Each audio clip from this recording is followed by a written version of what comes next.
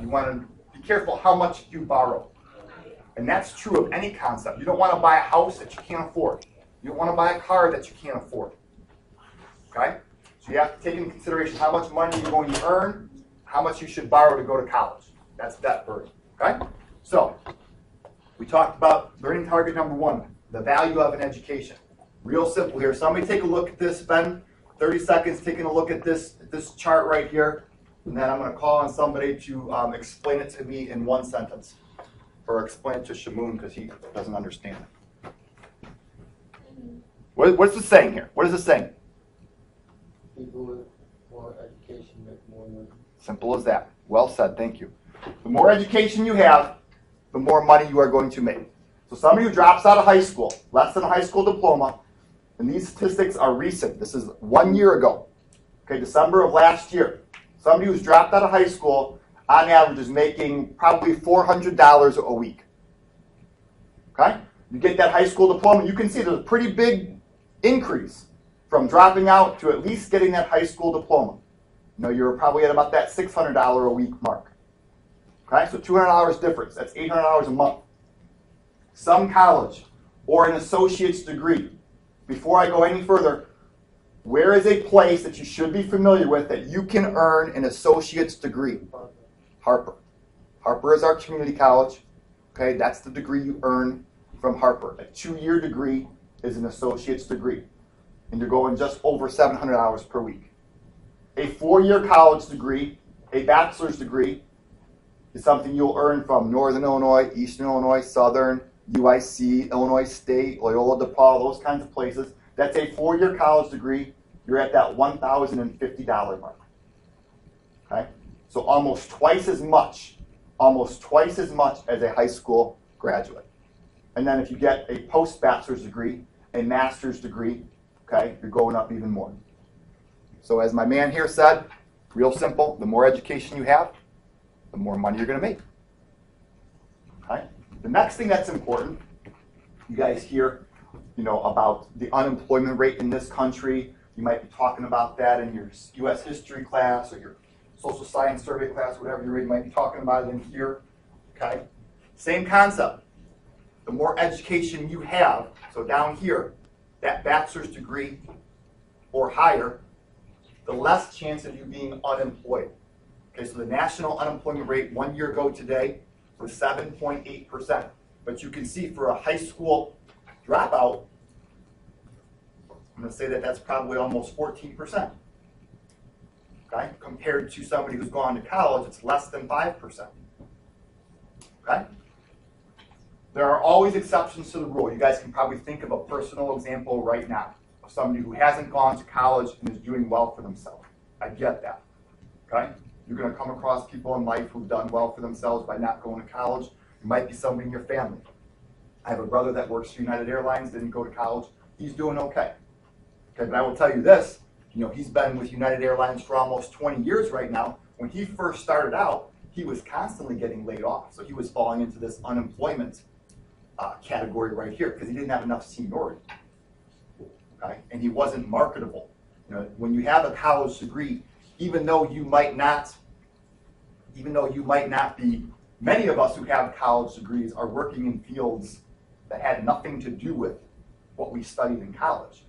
But for whatever reason, that's kind of like this golden carrot that businesses want their employees to have. Oh, you have a college degree? We'll train you. We'll give you a job. We'll figure something out for you to do. I have another brother who studied history in college. I don't know what he planned on doing with that degree.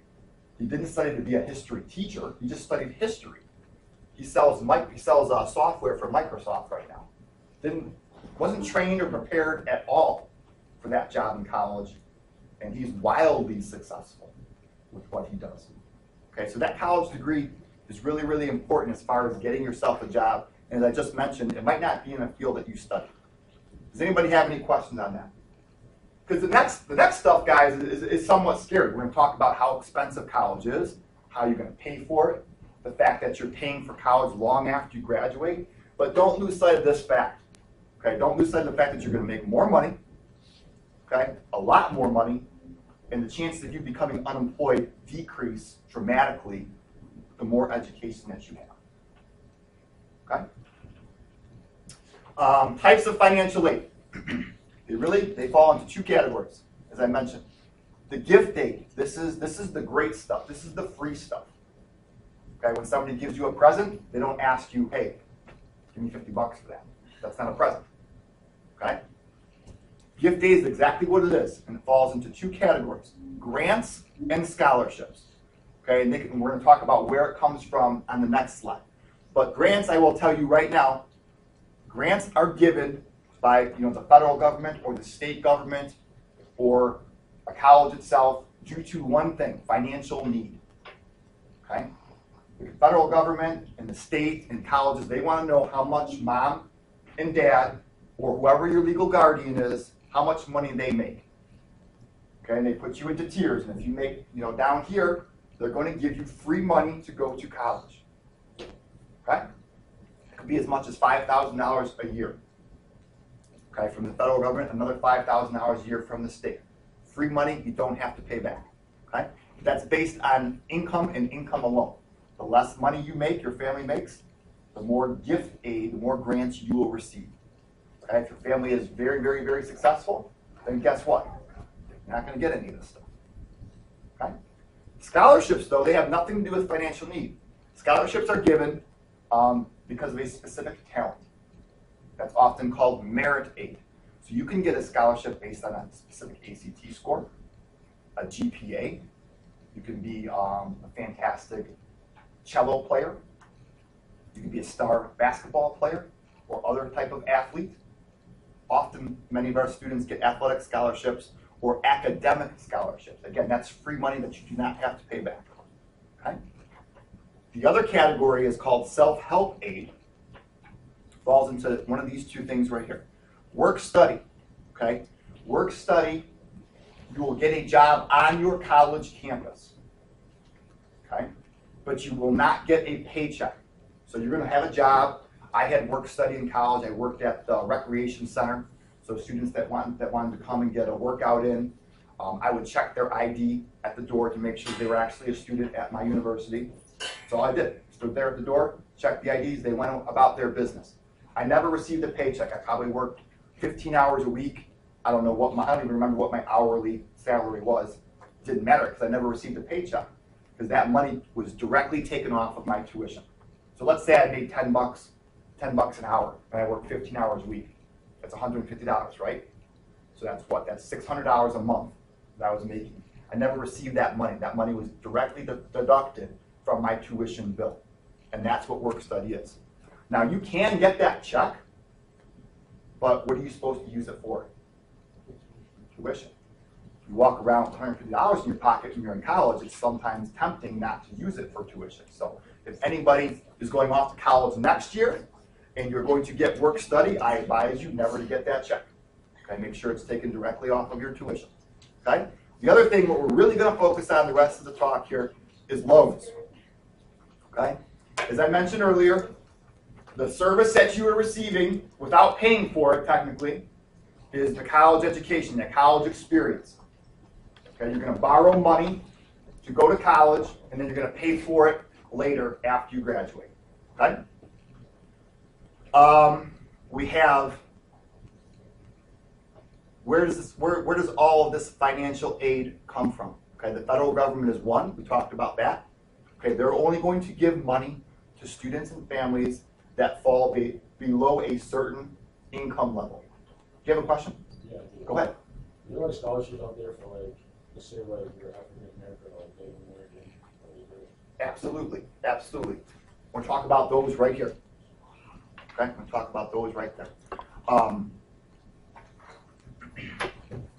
Federal government is only going to give money to students or to families that fall within a certain income level. Okay, that's that free money. That's that grant that we talked about. The state is going to do the same thing. The state of Illinois, we give out an award called the MAP grant, Monetary Assistance Program. As I mentioned earlier, it's about $5,000 a year. If you get the federal grant, which is called the Pell Grant, you are more than likely going to get the MAP grant as well. The catcher with that, though, is you have to go to school in the state of Illinois. Okay? But that's $10,000 of free money right there. And if you get both of those guys, you're probably going to get work study, which could be another $5,000 a year. So that's $15,000 you got right there. On average, what is it? Let's just talk about the state of Illinois. Let's talk about public schools. So let's talk about the northerns, the easterns, the southerns, the UICs, the Illinois states. On average, how much does it cost to go to those schools per year?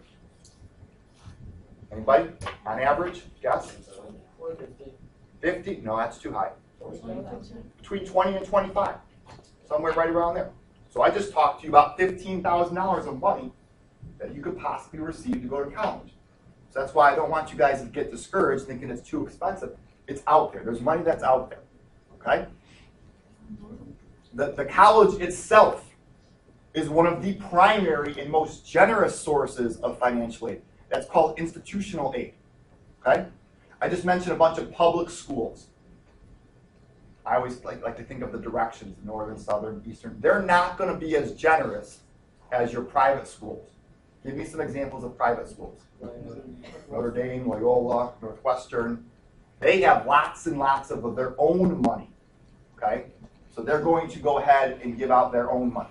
Mr. McGann, would you do me a favor? I forgot to bring that document. Oh, yeah.